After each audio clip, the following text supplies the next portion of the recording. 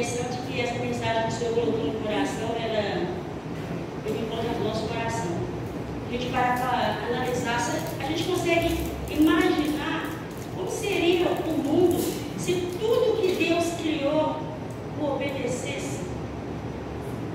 Tudo. Apesar que nós temos que voltar para a palavra e saber que a natureza obedece ao Senhor, né? Vocês lembram quando Jesus estava no barco com os discípulos?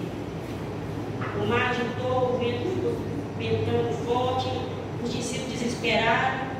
Jesus se levanta, dá uma ordem e tudo cessa.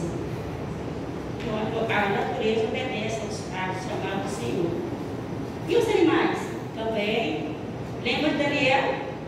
Que Deus dá uma ordem lá para os leões? Nem toque eles. Lembra de Elias? Lá no Querite, que era escondido? Os corvos, levavam alimento para eles. E quando nós voltamos para nós, que somos imagem e semelhança do Senhor, temos essa dificuldade ou é fácil? A verdade é que toda a humanidade é descendente de Adão e Eva. Então, automaticamente, nós temos um legado em nós, que é a dificuldade em obedecer. E o que o Senhor colocou no meu coração para nós essa noite, eu acho tão maravilhoso, é que desde o impacto já testificou comigo. Eu já fiquei regozijando. Aí eu chego aqui hoje, o Zinho, o Cadri cantou, aqui vieram de contas no meu coração e eu me entreguei porque testificou comigo. E quando há essa testificação, a gente fica mais tranquila, né? A gente vai calmando o coração, porque quando a gente sobe aqui no altar do Senhor, a gente reconhece que tem uma reverência aqui em cima. Aqui não é qualquer lugar, aqui é o altar do Senhor. Então a gente chega tremendo, a gente treme nas bases, mas vai passando um tempo, o Espírito Santo de Deus vai tomando conta e a gente não treme mais. Porque Ele está dizendo, eu estou no controle, fique tranquila.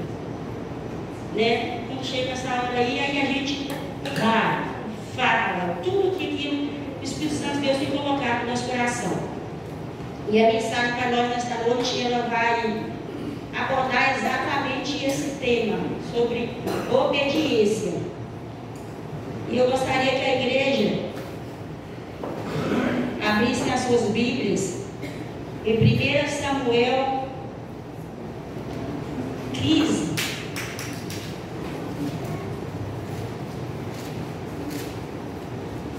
Samuel 15. Amém?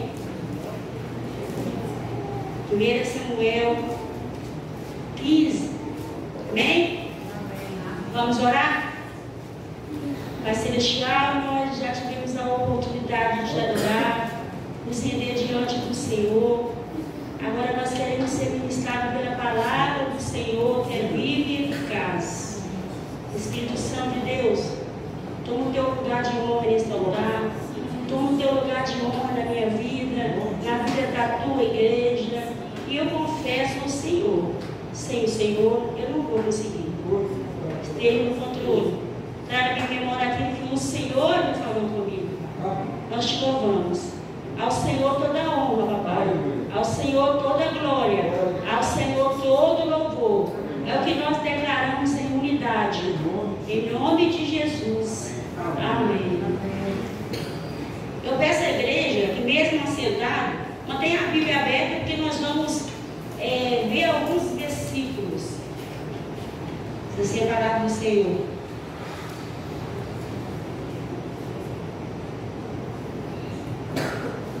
Nós iremos ler do versículo 1 ao 5. Mas não fechem a Bíblia, porque nós vamos continuar lendo. Depois, se estiver sentado, mantenha a Bíblia aberta, para a gente acompanhar junto. Diz assim a palavra do Senhor. Samuel disse a Saul: foi a mim que o Senhor enviou para ungir você como rei sobre Israel, o povo dele. Agora, ouça as palavras do Senhor. Assim diz o Senhor dos Exércitos: castigarei Ameleque pelo que fez a Israel, colocando-se achando-se no caminho de Israel, quando este saía do Egito. Portanto, vá e ataque os amalequitas, destruindo totalmente aquilo que eles tiverem. Não poupem ninguém. Mate homens e mulheres, meninos e crianças, de peito, bois, ovelhas, camelos e jumentos. Saul convocou o povo e fez a contagem em Telaim, 200.000 homens de infantaria e 10.000 homens de Judá.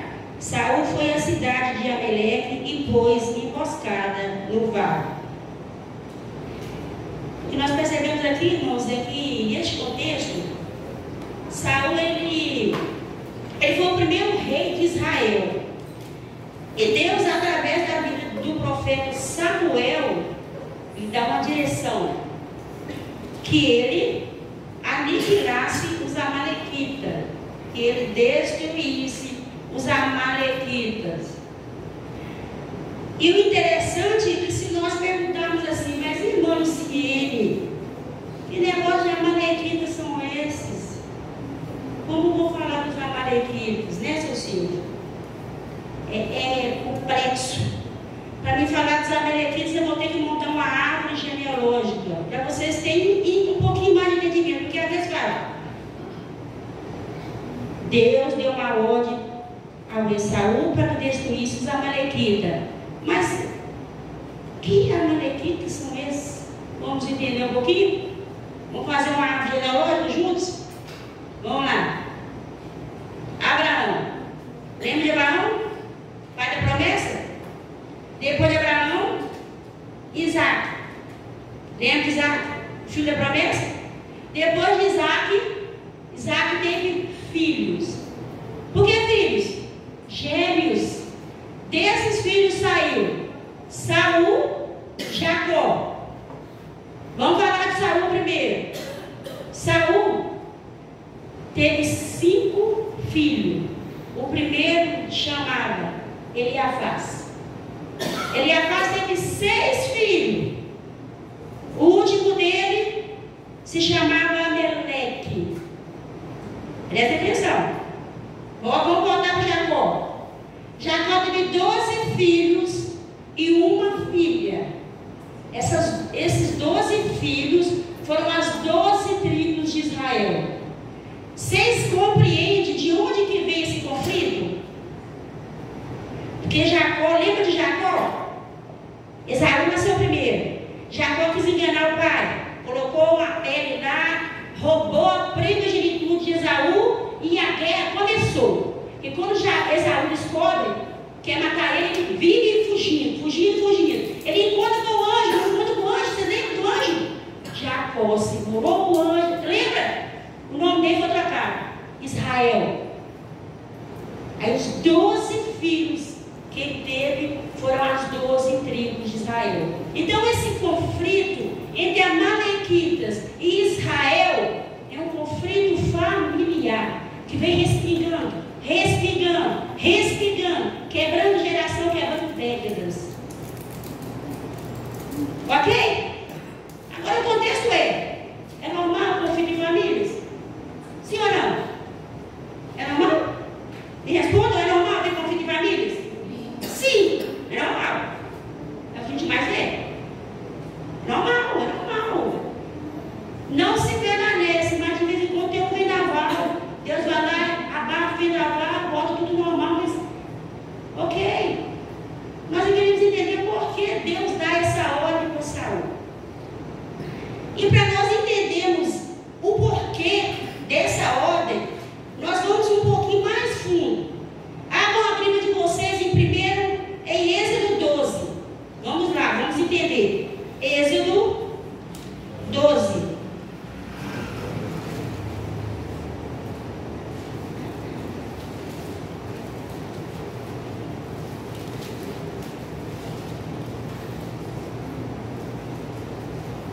Vem marcação aqui, peraí. Achei. Êxodo 12. Vamos entender um pouquinho por que Deus dá essa ordem para que o profeta Samuel fosse até Saul e desse essa ordem para ele. Que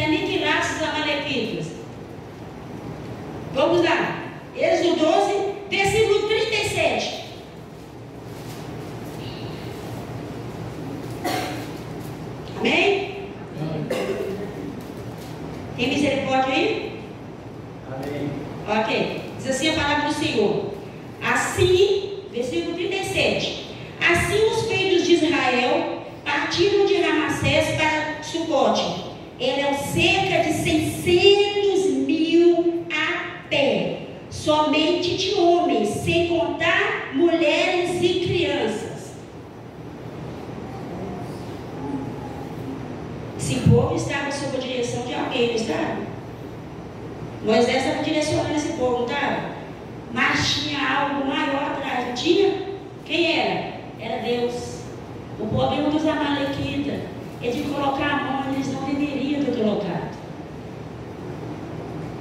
Porque eles levantaram contra Israel em um momento que aquele povo estava vulnerável, saindo do Egito, com tantas incertezas, não sabia o que ia acontecer. Moisés tinha uma direção de Deus, mas o povo tinha muita dúvida.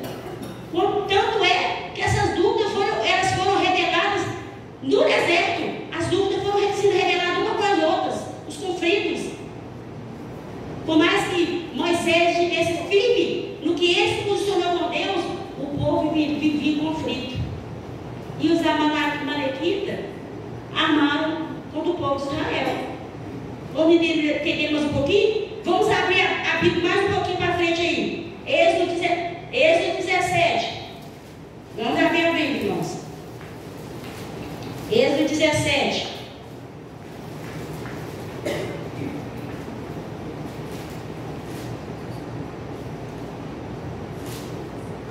Êxodo 17, versículo 8, 9. Vamos ler o 8 e 9. Então, Êxodo 17, 8 e 9. Então vieram os amalequitas e atacaram Israel em Redefim. Com isso, Moisés ordenou a Josué: escolha alguns homens e vá lutar com os amalequitas. Amanhã eu estarei no alto do monte, e o bordão de Deus estará na minha mão. Versículo 13. Versículo 13. E Josué destruiu os amalequitas a fio da espada. Então o Senhor disse a Moisés: escreva isto para memória no livro e repita-o a Josué, porque eu vou apagar totalmente a memória dos amalequitas da face da terra. Eles foram mexer com a menina dos olhos de Deus. Deus fez um pacto com Moisés. Pode ir. Eu não sei falar. Pode ir. E por isso perguntar quem é. Grande eu sou. Eu não sei. Eu estarei contigo. Levanta os amalequitas para tocar na menina dos olhos de Deus, que é onde Deus estava protegido. O erro deles foram esse. Mais para frente aí, no 15.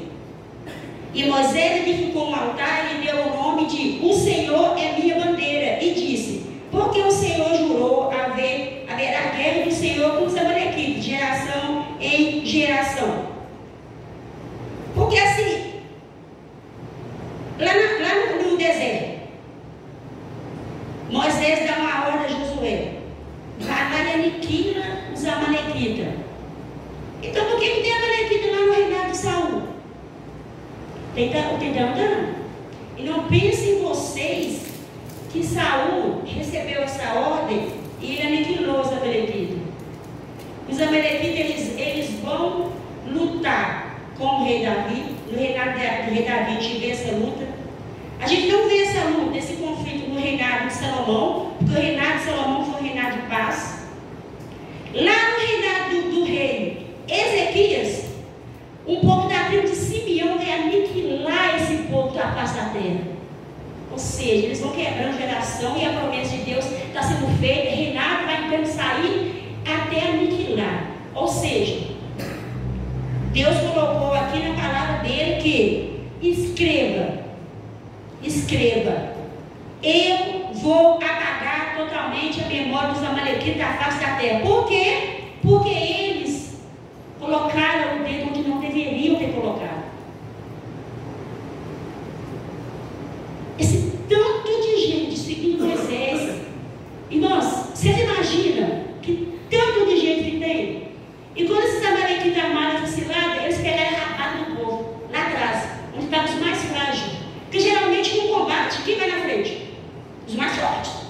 guerreiros, os mais fortão, ó, lá atrás, os mais vulneráveis, mulher, criança, idoso, não é assim? Nós que é idoso, então até nós não feitos, nós estamos atrás. Aí eles botam atrás. Foi assim, irmãos. E é aí que eles erraram. Eles foram trocar nos mais frágeis, vulneráveis. Então, é só para a gente entender o contexto do porquê Deus dá essa ordem, o porquê desse conflito. Esse conflito, ele é familiar, ele vem respingando, né? Então a gente precisa estar atento pelos respingos que têm ficado pelas nossas vidas também. Porque às vezes a gente vai plantando certas raízes e ela não morre. Ela vai respingando, respingando, respingando. E às vezes lá na quarta, quinta, sexta geração, ainda tem gente brigando por algo que nem está brigando mais, irmãos. Era para ter sido esquecido. Era para ter sido esquecido. Então nós precisamos estar vigilantes, saber o quanto a gente precisa estar, né, obediente, entendendo do mandato de Deus. E a gente percebe aqui também um segundo ponto. Deus deu uma ordem a Saul. E essa ordem ela foi individual. Depois, Saul levantou o povo, não levantou? Nós acabamos de ler aqui. Levantou todo o povo e chamou para a guerra. Saiu do individual para o coletivo. E quando nós trazemos para nossos dias atuais, é o mesmo que acontece na igreja. O Senhor colocou algo no coração do pastor, 300 almas. Ele estava em casa, às vezes dormindo, às vezes ele na palavra, ou às vezes ele viu uma pregação. Só sei que algo mexeu com a estrutura do pastor. Ele tem 300 almas. Estava no individual. Assim como foi com Saul. Essa ordem foi dada primeiro pelo profeta Samuel somente para Saul. Era individual. Ele vai, passa aquela ordem para o povo. Foi o que o pastor fez conosco. Eu tenho um sonho, o Senhor me deu uma direção, nós vamos batalhar por 300 almas. E esse povo estiveram de prontidão para ajudar Saul. Né? Nós começamos aqui, dentro desse contexto, chamar a atenção de nós mesmos. Precisamos ver o aqui. O sonho não partiu do coração do pastor à toa. Porque antes de chegar no coração do pastor, passou pelo coração de Deus. E principalmente almas, irmãos. Porque se nós estamos aqui na igreja hoje, se nós estamos sentados no banco hoje, alguém pagou o preço por nós. Alguém orou por nós. Alguém buscou por nós, né? Então, nós temos que continuar. Nós temos uma missão. E é estarmos junto com o pastor. Igual esse povo. Esse povo, Saul foi lá, contou, fez a nomeação e eles foram atrás. Porque Saul era rei. Era o primeiro rei que foi levantado. O povo não questionou, foi atrás. E assim somos nós, irmãos. Se tem algo para ser feito, vamos ser solidários. Vamos dizer, eis-me aqui. Porque uma igreja desunida não cresce. E isso precisa ser estar bem equilibrado nas nossas mentes. Uma igreja desunida não cresce. Uma igreja que uma metade indo para a direita, a metade para a esquerda, o objetivo central não vai ser cumprido. Mas quando a igreja está na mesma direção, na mesma visão, ela se torna uma igreja forte.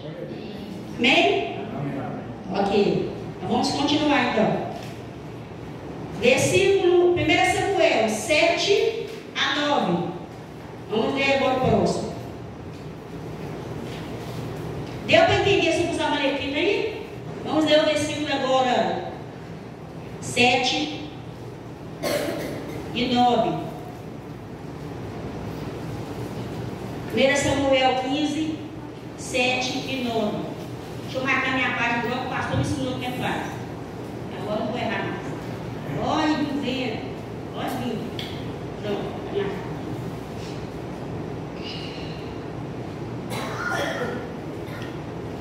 Vamos lá? 7 a 9. Diz essa palavra do Senhor.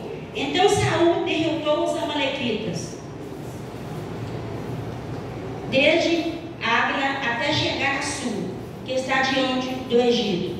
Então ouvindo rei dos amalequitas, porém destruiu todo o povo a fio da espada. Mas Saul e o povo pouparam Ágag, o melhor das ovelhas e dos bois, os animais gordos, os cordeiros e tudo mais que era bom. A isso não quiseram destruir totalmente. Porém, toda coisa sem valor e desprezível destruirão. A pergunta que eu faço para a igreja, irmãos: Deus pediu para Saul poupar alguma coisa? Não pediu? Ok? Mas aqui nós vimos que ele poupa o rei e poupa os animais gordos. Então a gente vê que ele está andando na contramão da direção de Deus. Deus dá uma direção para ele e ele está tomando outro rumo. Será o que passou na cabeça de Saul? Porque o Saul era rei, ok, mas era humano para nós mesmos. Será que ele se deixa levar pela lógica humana? Porque muitas vezes, se a gente se deixar levar pela lógica humana, a gente vai ficar estagnado. Porque a lógica humana, ela não vai de encontro com a nossa fé. Ela não tem base nenhuma. Porque se a gente for parar para imaginar qual a lógica de Noé construir uma arca, em uma época que nem chovia, irmãos. Nenhuma. Mas ele obedeceu e salvou a si e a sua família. Qual a lógica de Moisés atravessar aquele deserto, com aquele povo todo atrás dele, irmãos, sabendo que lá na frente tinha um mar? Não tem lógica. Mas ele obedeceu. E ele presenciou o sobrenatural de Deus. Qual a lógica de Jesus pedir para um pescador experiente jogar a rede novamente? Joga a rede de novo. Não tem lógica. O pescador sabe o que faz. Não tem peixe aqui. Joga de novo a rede. Ele jogou a rede e fez a pesca maravilhosa.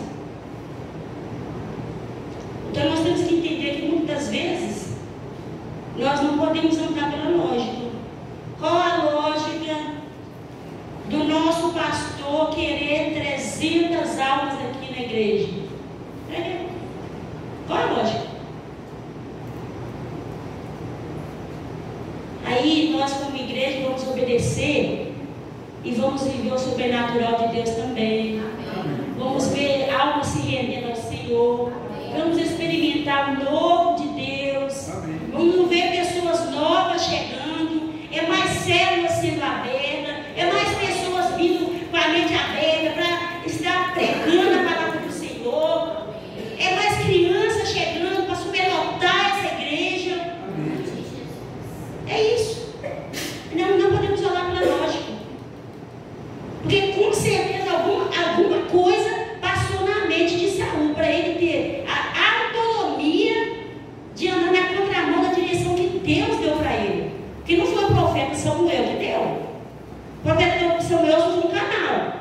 Deus mandou te falar. Quem falou era Deus. E ele não quis obedecer. Algo moveu ele. Será que era interesse pessoal? Mas esse rei lá na frente pode facilitar a minha vida em alguma coisa.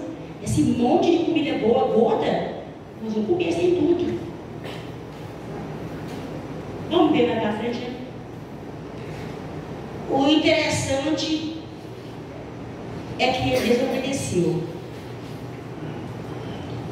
E nós precisamos estar atento.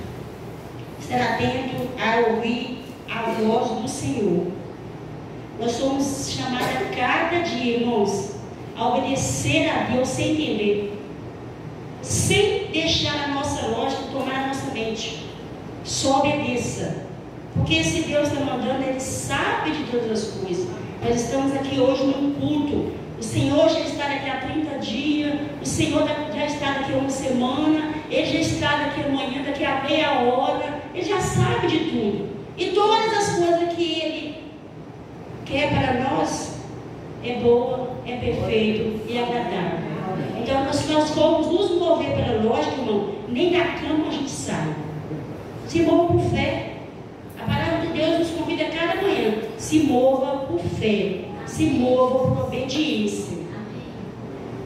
Lá em João 14:15, foi Jesus que disse, irmãos, se vocês me amam, vocês obedecerão os meus mandamentos. E que mandamentos são esses? Aqui, ó, é a palavra. Aqui está cheio de ordenança. Vai depender de nós. Queremos obedecer ou não? Queremos nos deleitar na palavra e andar pela direção do Senhor, que já sabe de todas as coisas, ou andar na nossa pequenez de querer ter lógica para tudo? Então precisamos estar atentos, né? Entendendo que Deus está no controle e que obediência é resposta de amor. Quem ama obedece. E nós já passamos por várias terças-feiras falando sobre a temática de filhos e filhas. Nós não somos só criaturas semelhantes ao Senhor, nós somos filhas, nós somos filhos. E uma das primeiras características de filho é obedecer. Por mais que o legado lá de Adão e Eva esteja entranhado na nossa pele, nós precisamos resistir a ele e nos render à palavra do Senhor. Amém? Agora nós vamos para o versículo. Vamos continuar. 13 e 14.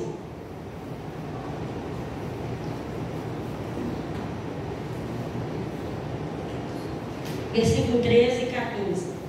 Diz assim a palavra do Senhor. Samuel encontrou Saul. Este lhe disse: que você seja bendito, Senhor. Executei as palavras do Senhor. Não. Esse Saul foi ousado aqui, tá, irmãos? Você já viu? 14. Mas Saul perguntou: então que barulho de ovelha é esse que eu estou ouvindo? E que mugido de boi é esse que eu estou escutando? Saul respondeu: trouxeram isso dos amalequitas, porque o povo, detalhe, o povo guardou o melhor das ovelhas e dos bois para o sacrifício ao Senhor, o seu Deus. O resto nós destruímos totalmente. Irmãos, Saul não sabe, né? Ele desobedece a Deus, porque quem é rei é ele. Rei tem autoridade total sobre o povo. Mas ele desobedece e ainda joga a culpa no povo. Foi o povo. Foi tudo para o Senhor, para o seu Deus, foi o povo. E essa passagem nos arremete lá em Gênesis. Você lembra de Adão? Você lembra de Adão? Lá em Gênesis 3. Quando ele come do fruto proibido, o Senhor vem e o que ele faz? A mulher que o Senhor me deu, comeu, me deu para comer. Tem nada a ver comigo. Foi ela. Ele terceirizou a culpa dele. Saul fez a mesma coisa aqui. Foi o povo. Foi o povo, foi o Senhor. E terceiriza a sua culpa. E trazendo para os nossos dias, irmãos, dentro desse contexto, nós temos que entender que errar é humano.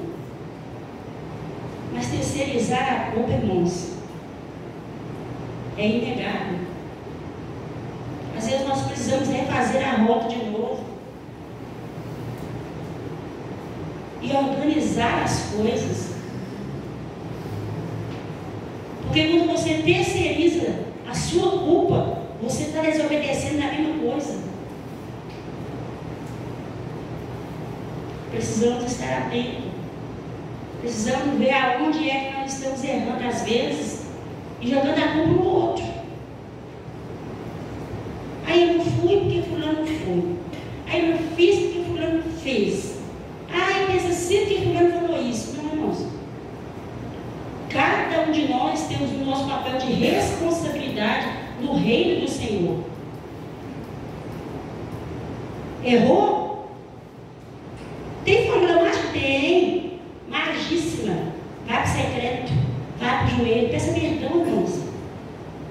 Será que teria um outro contexto se Adão tivesse feito isso? Senhor, perdão, eu não devia ter feito isso. Eu errei. O ponto mais de peso, irmãos, que ele, em vez de ele assumir a culpa dele, ele terceiriza. Se Saul também tivesse falado, Samuel, eu errei. Eu errei. Lembra de Davi? O quanto Davi pecou, mas Davi era o segundo o coração de Deus, porque ele errava, se arrependia. Errava, se arrependia. Errava, se derramava em arrependimento. Nós não somos super crentes, nós não somos super mulheres, super irmãos, não. Cremos no Senhor, mas continuamos sendo humanos. Vamos continuar errando, irmãos. Vá ao secreto. Peça perdão ao Senhor, irmãos. Deus nos ama mais e muito, muito mais do que nós possamos imaginar. Ele não quer perder nenhum de nós. Tanto é que ele fica nos dando válvula de escape o tempo todo. De Gênesis a Apocalipse, o Senhor nos dá a válvula de escape para voltar para Ele. E às vezes nós tornamos a sair do caminho e a palavra nos volta de novo para Ele novamente. Então, às vezes, poderia ter um contexto diferente, né? A história de Gênesis, para Adão, para Eva, poderia? Poderia. Porque nós sabemos que Deus é amor, misericórdia e graça, desde que nós reconheçamos que nós erramos. Poderia ter um contexto diferente para Saul, porque vai ter consequência aqui, irmãos. Poderia. Mas infelizmente ele não quis isso. Nós vamos ver mais para frente. Enquanto nós trazemos esse contexto desses versos para os dias de hoje, não é diferente não, irmãos. Para nós mesmos. Aí a gente fala assim, eu já li a Bíblia 10 vezes. Mas Deus está pedindo para nós viver ela lá fora. Ele está pedindo para nós sermos a Bíblia. É diferente. Você lê uma, duas, ok. Agora vai pôr na prática lá fora. O que nos leva a pensar que ler a Bíblia 10, 20, 30 vezes vai fazer diferença na nossa vida se eu não ser a Bíblia lá fora? Temos que obedecer ao Senhor. Às vezes nós falamos assim, eu não perco um culto, estou em todos os cultos. Ok. E muitas das vezes Deus está querendo que nós sejamos o culto lá fora. Tem um aniversário, eu posso ir. Você pode. Pode, irmãos. Vai ser o culto na prática. Vai viver o culto lá na casa daquele pessoal que só tem contenda. Chega lá e seja luz.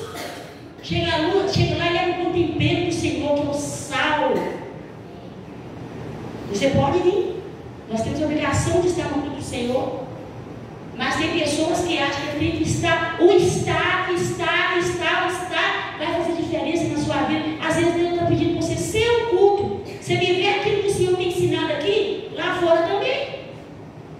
Porque às vezes você só vem aqui e está cheio de teoria, não vai adiantar nada no reino do Senhor. Tem que ter prática. Precisamos ser um culto na vida da pessoa que nem nunca vai colocar o pé aqui. Às vezes a nossa vida lá fora vai ser um culto quando vê que uma pessoa está entrando e sentando no banco. Porque nós fomos o culto na vida da pessoa. Precisamos estar nos despertando. Às vezes nós falamos assim, eu sou santo, eu não misturo. Como assim, irmãos? Ser sal dentro do saleiro é muito fácil. Ser luz dentro do recinto da luz também fora. Porque se nós formos santos e nós não influenciarmos lá fora, qual o diferencial que estamos fazendo? O santo é para nos santificar, para nós influenciarmos vida, irmãos. E o interessante, irmão, que ontem os irmãos iam falando para ele, assim, Senhor está lá, Senhor está lá. É assim, irmãos. É terceirização, é testificação espiritual. É o Senhor falando para a gente, é isso mesmo, é isso que eu quero. É isso que eu quero. Então nós precisamos estar atentos, irmãos. Precisamos estar atentos. Muitas das vezes, infelizmente, irmãos, nós estamos alimentando a nós mesmos. Porque não tem lógica, irmãos. Nós ficar sentados nesse banco aqui, sendo ministrado pelo pastor. Quantos anos, quanto tempo o pastor já está aqui na igreja, irmãos? E nós só queremos ficar no banco, irmãos. Até quando o pastor vai alimentar nós? Até quando? Nós já estamos preparados até para o Seara. Para quem falar, estou indo para o centro, não tem nem vaga nos carros, vai ter que fazer volta, vai volta, vai volta, vai volta. Toda a igreja vai, tudo pronto. É isso, irmãos. Ah, eu não posso ir, pastor. Ah, eu não sei orar, pastor. Ah, eu não estou preparado, pastor. Então nós não alimentamos nós mesmos. Alimenta para lá, nós alimentamos, vamos para casa, enchemos nosso ego, enchemos nosso orgulho. Eu sou o tal. Não está errado. Esse alimento a qual nós recebemos, a direção que o pastor tem dado para nós, é para nós irmos para fora, para a Seara. E muitas das vezes nós estamos errando exatamente porque nós queremos ficar aqui dentro, sentado, alimentando a nós mesmos. Nós já estamos cheios, irmãos. Precisamos transbordar na vida de outras pessoas. As 300 almas estão lá fora. E isso não é só obrigação do pastor, é obrigação da igreja toda. Porque a direção já foi dada para ele no individual. Ele já passou para nós no coletivo. O que a igreja no coletivo faz? Abraça a causa. É para ir? Vamos. Tem que fazer? Vamos fazer junto. É para jejuar? Vamos jejuar junto. Ah, eu não posso estar aqui, mas eu vou estar lá em casa orando. Estou junto, estamos juntos. É isso. É fazermos, irmãos.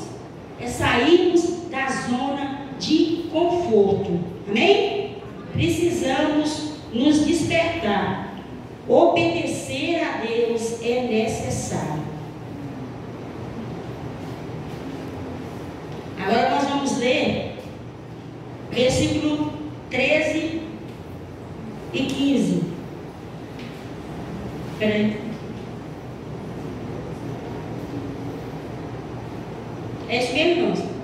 Me ajuda aí. Irmão, qual vai ser o cabelo de ler? Vamos ver se vocês vão ligar. Você já leu, eu leu 15. Muito bem. Deixa eu ver se vocês vão ligar. Por favor.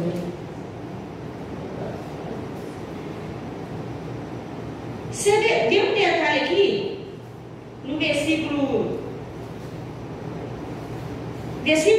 13. Aqui Saul, ele foi tão ousado que ele fala com Samuel que você seja bendito. Eu executei a palavra que você pediu.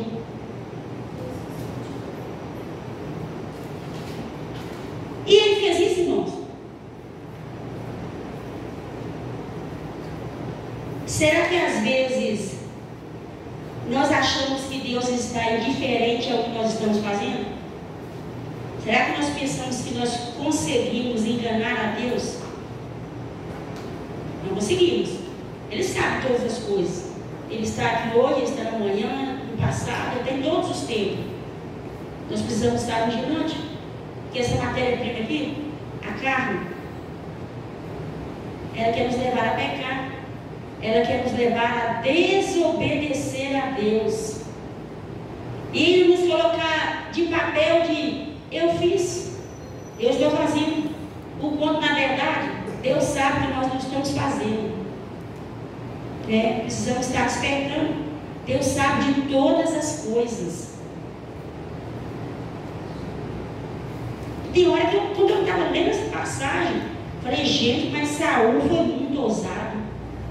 Deus devia ter tido um fogo ali, consumido ele em pé na hora, né? Tá.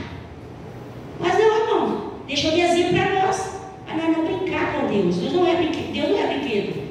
Ele sabe todas as coisas. Antes de nosso pensamento chegar até na nossa mente, o Senhor já sabe. E muitas vezes, quando o pastor fala assim, vamos orar tantas horas, está em casa, está orando. O pastor não sabe, mas é Deus. Precisamos estar atentos. Precisamos estar organizando a nossa vida. Deus nos ama, irmãos. Precisamos estar obedecendo a Deus. Porque Deus, irmãos, Ele não está indiferente às nossas ações. Ele não está indiferente. Né? E às vezes nós não precisamos estar aguardando um basta do Senhor. Assim como Ele fez com Saul, né? Deu um basta. Nós precisamos a cada dia da misericórdia, da graça, da bondade, do amor de Deus como filhos. E filhos obedecem. Amém? Então nós vamos ler, já estamos indo para o final já, versículo 22. Diz assim a palavra do Senhor. Porém, Samuel disse: será que o Senhor tem mais prazer em holocausto e sacrifício do que obedecer a sua palavra? Eis que obedecer é melhor do que sacrificar, e ouvir é melhor do que gordura de carneiro. Ou seja, entre obedecer e sacrificar, irmãos, em primeiro lugar é obediência. É obediência. Deus está pedindo para mim sacrificar uma coisa, irmãos. Tem uma mensagem central na palavra do Senhor aqui, ó. Ide, levai o Evangelho, proclamai o Evangelho. Mandou ir. Nós que ficamos humando uma maneira de dificultar o negócio. Deus é maravilhoso, irmãos. É só obedecer. Não precisa ficar fazendo sacrifício de tolo. Eu estou fazendo sacrifício de jejum. Eu estou fazendo sacrifício de ler a Bíblia. Sacrifício de... Irmãos, isso não é sacrifício na Bíblia. Isso é que nos define, ué. Se um cristão não jejua, se um cristão não lê a palavra, se um cristão não tem vida com Deus, se um cristão não gosta de orar, tá difícil. Isso é sacrifício? Não é não, é? Essas são definições que nós temos que ter dia após dia. Estilo de vida, orar. Não tem do meio. Não tem forma mágica, é orar. O Senhor já sabe de tudo que nós precisamos. Mas Ele quer que nós nos rendemos a Ele constantemente e coloquemos na mão dEle aquilo que nós não precisamos, que nós não podemos fazer.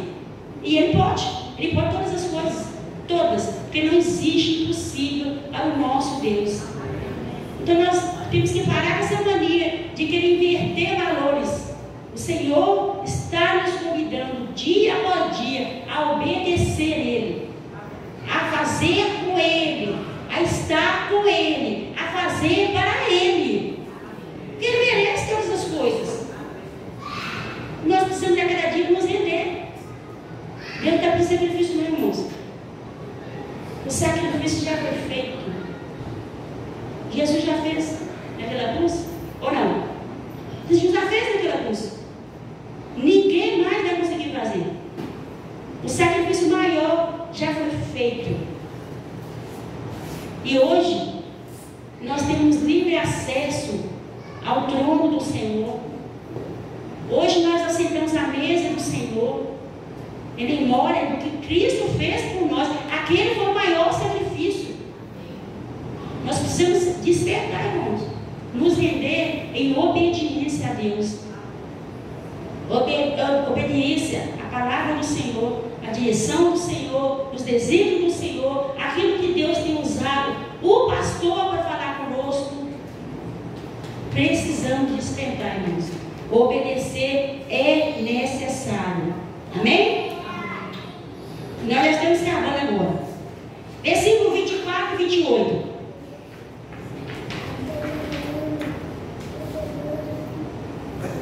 Estamos no fim, irmãos. Versículo 24 e 28. Do 24 ao 28. Então, amém? Então Saul disse a Samuel: pequei. Ele começou maravilhosamente bem. Pois transgredi o mandamento do Senhor e as palavras que você falou. Começou bem, né, irmão, o texto? Porque temi o povo e dei ouvido à voz deles. Irmãos, aonde é que um rei deu ouvido a povo? Mais uma vez, Saul estava terceirizando a culpa dele. Mas agora, peço que você me perdoe o meu pecado e volte comigo, para que eu adore o Senhor. Porém Samuel disse a Saul: não voltarei com você, porque por você ter rejeitado a palavra do Senhor, ele também rejeitou você como rei sobre Israel. Quando Samuel se virou para ir embora, Saul segurou pela borda do manto e este se rasgou. Então Samuel lhe disse: hoje o Senhor rasgou das suas mãos o reino de Israel e o deu a alguém que é melhor do que você. Vai entrar Davi. Desobediência tem consequência, irmãos. Deus não está indiferente não aos nossos posicionamentos, não.